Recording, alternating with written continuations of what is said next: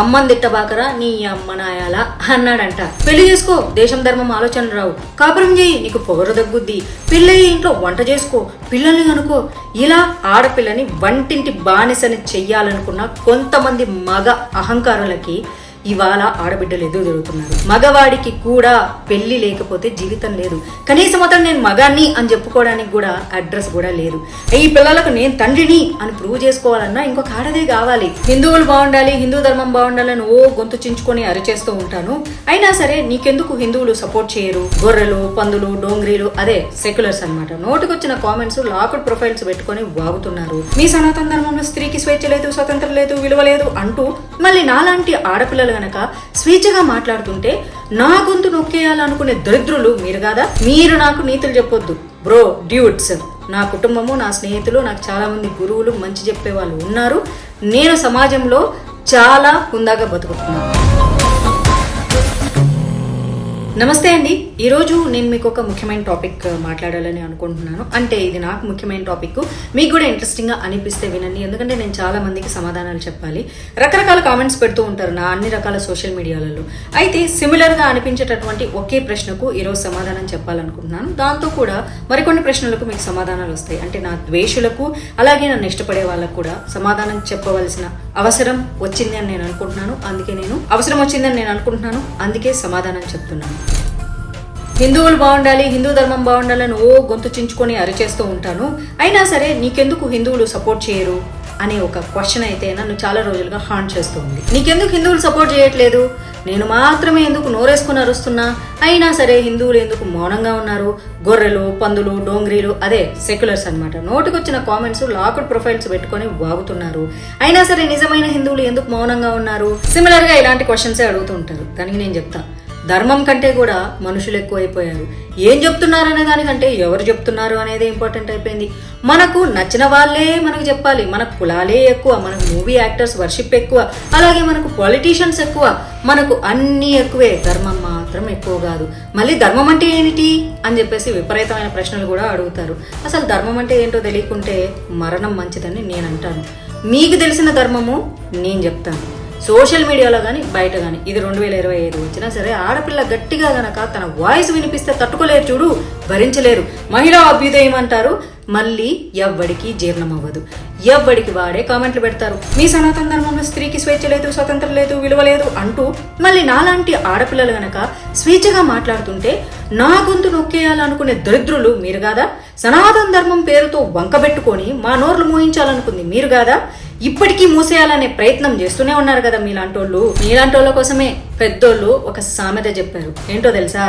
అమ్మని తిట్టబాకరా నీ అమ్మ నాయాల అన్నాడంట. పెళ్లి చేసుకో, దేశం ధర్మం ఆలోచన రావు, కాపురం చేయి, నీకు పొగరు దగ్గుద్ది, పిల్లయ్యి ఇంట్లో వంట చేసుకో, పిల్లల్ని కనుకో. ఇలా ఆడపిల్లని వంటింటి బానిసని చెయ్యాలనుకున్న కొంతమంది మగ అహంకారులకి ఇవాళ ఆడబిడ్డలు ఎదురు జరుగుతున్నారు. పిల్లలుగానే యంత్రాలుగా మీరు మార్చినందుకే ఇవాళ మీరు గీసిన గీతను దాటుతున్నారు. మేము పుట్టకతో స్వేచ్ఛా జీవులం, ఆడపిల్లలకి పెళ్లి లేకపోతే లైఫ్ లేదు, ఇట్లా నినాదం ఆపేసేయండి. మగవాడికి కూడా పెళ్లి లేకపోతే జీవితం లేదు. కనీసం అతను నేను మగాన్ని అని చెప్పుకోవడానికి కూడా అడ్రస్ కూడా లేదు. ఈ పిల్లలకు నేను తండ్రిని అని ప్రూవ్ చేసుకోవాలన్నా ఇంకొక ఆడదే కావాలి. ఆడపిల్ల పుట్టుకతో అమ్మ లాంటిది, సహజంగానే మా ప్రేమమూర్తి కనుక బానిస సంఖ్యలు వేయడానికి ప్రయత్నం చేయొద్దు. మా అమ్మ నాన్న నాకు స్వేచ్ఛ ఇచ్చారు, ఆ స్వేచ్ఛ భారతీయ చట్టాలకు అనుగుణంగా నేను వాడుకుంటున్నాను. ఈరోజు మీరు నాకు నీతులు చెప్పొద్దు బ్రో, డ్యూట్స్. నా కుటుంబము, నా స్నేహితులు, నాకు చాలా మంది గురువులు, మంచి చెప్పే వాళ్ళు ఉన్నారు. నేను సమాజంలో చాలా హుందాగా బతుకుతున్నా. నేను అమ్మాయినే, నేను మాత్రమే బాగుండాలి అనుకుంటే చేతి నిండా సినిమాలు, బోల్డన్ని కార్లు, ఇల్లు, జల్సాలు, బ్రాండెడ్ బ్యాగ్స్, లగ్జరీ లైఫ్ ఇవన్నీ ఉండేవి. కానీ నాతో పాటు ఈ సమాజం కూడా బాగుండాలి, ధర్మం బాగుండాలి అనుకున్నాను కాబట్టే నేను ఇలా మాట్లాడుతున్నాను. చాలా మంది నాకు బ్యాడ్ నేమ్ తీసుకురావడానికి విషయ ప్రయత్నాలు చేస్తున్నారు. నన్ను బజార్ కీడ్చాలని చెప్పేసి వాళ్ళే బజార్ పాలు అయ్యారో అవుతున్నారు. అప్పుడు ఇప్పుడు ఎప్పుడు ధర్మమే గెలుస్తుంది. మై డియర్ హిందూ మిత్రులారా, నేను మీకు చెప్పాలనుకుంది ఒకటే, మనం ఇతరులను ద్వేషించే పని లేదు, వారి విధానాల్ని మనం ఖండిద్దాము. మనకంటూ మతం లేదు, కేవలం ధర్మం మాత్రమే ఉంది. కానీ ఈ సోషల్ మీడియాలో రకరకాల మంది రకరకాల ఐడియాలు పెట్టుకొని వచ్చి వాళ్ళ ఐడియాలు చూస్తే ఓమ్మో వాళ్ళు హిందువులు అన్నట్టు ఉంటుంది. బూతులు తడతారు, కింద జై శ్రీరామ్ అని రాస్తారు. ఇలాంటి వాళ్ళను మనం హిందువులుగా కన్సిడర్ చేయాలా? ఒక పక్క మోడీని పొగుడుతూ ఉంటారు, ఒక పక్క శివాజీని పొగుడుతూ ఉంటారు, ఒక పక్క దేశాన్ని పొగుడుతూ ఉంటారు, మరో పక్క అయోధ్య రామ మందిరాన్ని పొగుడుతూ ఉంటారు, మరో పక్క నన్ను తిడుతూ ఉంటారు, కింద జై శ్రీరామ్ అంటారు. ఇలాంటి వాళ్ళని మీరు జాగ్రత్తగా ఒక కంట కనిపెడుతూ ఉండాలి. నిజంగా వాళ్ళు దేశం ధర్మం అని ఆలోచిస్తే ఇంకొక హిందూ ధర్మం కోసం మాట్లాడుతున్న అమ్మాయిని ఇంత నీచంగా మాట్లాడరు.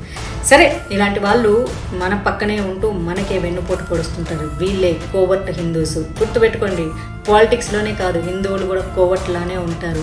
వీళ్ళే మొఘల్స్కి సపోర్ట్ చేశారు, వీళ్ళే బ్రిటిషర్స్కి సపోర్ట్ చేశారు, ఇప్పుడు వీళ్ళే మనకు వెన్నుపోటు పొడుస్తుంటారు. అంటే వీళ్ళ ముత్తాతలు ఉంటారు చూడు, వాళ్ళ వారసులే కదా, అప్పటి వాళ్ళకు వాళ్ళు సహాయం చేశారు, ఇప్పుడు వీళ్ళు మనకు వెన్నుపోటు పొడుస్తున్నారు. ఎక్కడైనా వారసత్వాలు కంటిన్యూ అయితే దేశం కోసం ధర్మం కోసం పనిచేసే వాళ్ళు మనలా ఉంటారు, దేశ ద్రోహం చేసే వాళ్ళు వీళ్ళలా ఉంటారు.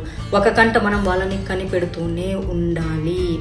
మనం ఎదుగుతుంటే మనకే వెన్నుపోటు పడవాలనుకుంటారు, మనం మంచి మాట్లాడుతూ ఉంటే మనల్ని బ్యాడ్ నేమ్ చేయాలనుకుంటారు. అందులోనూ ప్రత్యేకించి నేను ఆడపిల్లను కదా, అందులోనూ సినిమా రంగం నుంచి వచ్చాను కదా, నా మీద రకరకాల బురదలు చల్లటానికి, పెంట కూడా కలిపి చల్లటానికి వాళ్ళు ఏమాత్రం కూడా ఆలోచించరు. ఎందుకంటే నీచులు ఎప్పుడు వాళ్ళ స్థాయికి మనల్ని దిగజార్చాలనుకుంటారు తప్ప మన స్థాయికి వాళ్ళు ఎదగాలని అనుకోరు. ఎందుకంటే మన స్థాయికి వాళ్ళకి ఎదగడానికి ఒక జన్మ సరిపోదు. It is highly impossible. Positive aura వాళ్ళకి సపోర్ట్ చేయదు, కాబట్టి వాళ్ళ స్థాయికి మనల్ని దింపాలనుకుంటారు. ఈ విషయంలో మీ అందరూ జాగ్రత్తగా ఉండండి. నన్ను అభిమానించే వాళ్ళు, నన్ను సపోర్ట్ చేసే వాళ్ళు ఎప్పుడు నా వెంటే ఉంటారు.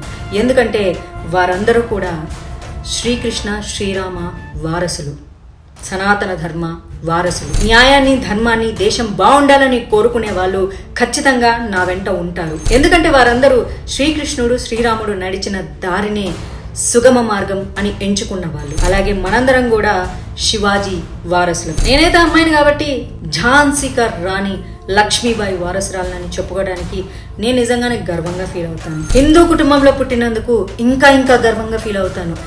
నేను ఇప్పటికీ హిందూగా ఉన్నానంటే థ్యాంక్ గాడ్ మా అమ్మా నాన్నలు మతం మారలేదు. వాళ్ళ మతం మారలేదంటే వాళ్ళ అమ్మా నాన్నలు మతం మారలేదు. వాళ్ళకు 7 తరాల ముందు ఎవరు మతం మారలేదు కాబట్టే నేను ఈరోజు హిందూగా మిగిలాను. చాలామంది తల్లిదండ్రులు మా పిల్లలకు పూజలు అంటే ఇష్టం లేదు, మా పిల్లోడికి గుడి అంటే ఇష్టం లేదు అంటారు. తల్లిదండ్రులకు కూడా నేను చెప్తున్నా, చిన్నప్పుడు నేను గుడికి రాను, పూజకి రాను అంటే మా అమ్మ నాకు బడిత పూజ చేసి మరీ తీసుకెళ్ళేది. ఈరోజు నేను ఉపవాసం ఉండను, నాకు ఆకలి వేస్తుంది అంటే నోరు మూసుకొని ఉపవాసం ఉండు, ఇంట్లో ఏం వండలేదని బలవంతంగా నా చేత పూజలు చేయించేది, బలవంతంగా గుడికి తీసుకెళ్ళేది. అన్ని రకాలుగా సాయంత్రం అయితే సన్సెట్ అయితే తప్ప ఉపవాసం విడిపించి నాకు ఒక అరటిపండు కూడా ఇచ్చేది కాదు. ప్రతి ఒక్కటి మా అమ్మ నాతో బలవంతంగా చేపించింది కాబట్టే, అలా వచ్చింది కాబట్టే ఈరోజు నేను ఇంత గట్టి హిందువుగా ఉన్నాను.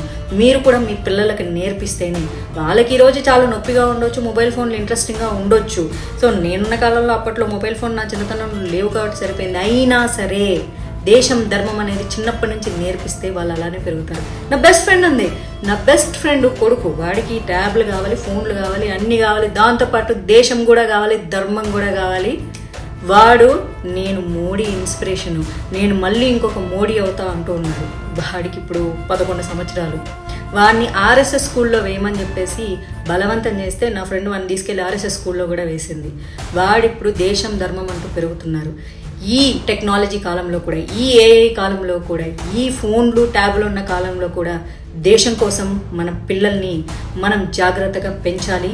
వాళ్ళకు ధర్మం అంటే ఏంటో చెప్పాలి, దేశం అంటే ఏంటో చెప్పాలి, మన భారతీయ చరిత్రలు ఏంటో చెప్పాలి, మన దేవుడు అంటే ఏంటో చెప్పాలి. కృష్ణుడంటే కేవలం చీరలెత్తుకెళ్ళాడు అనే దొంగ కథలు కాకుండా దాని వెనక అంతరార్థం కూడా చెప్పాలి. నా ఫ్రెండ్ కొడుక్కి నేనైతే నేర్పిస్తున్నా. వాడికి ఏ డౌట్ వచ్చినా ఆడు ఫోన్ చేసి మరి అలా ఎందుకు జరిగింది, ఇలా ఎందుకు జరిగింది అని అడుగుతూ ఉంటాడు. సో మీ ఇంట్లో పిల్లలు ఉంటే కూడా సినిమా స్టోరీలు కాకుండా మన దేశ వీరుల కథలు చెప్పండి, మన దేవుళ్ళ కథలు చెప్పండి. చాలా చాలా బాగుంటుంది. ఇంతవరకు నేను మాట్లాడింది మీకు నచ్చినట్లయితే దయచేసి ఒక చిన్న లైక్ కొట్టండి. ఇలాంటి కామెంట్లకి నేను అప్పుడప్పుడు స్పందించడానికి ప్రయత్నం చేస్తూ ఉంటాను. మళ్ళీ ఇంకొక మంచి వీడియోతో మిమ్మల్ని కలుస్తాను. అంతవరకు నేను సైతం దేశం కోసం. జై హింద్, జై భారత్.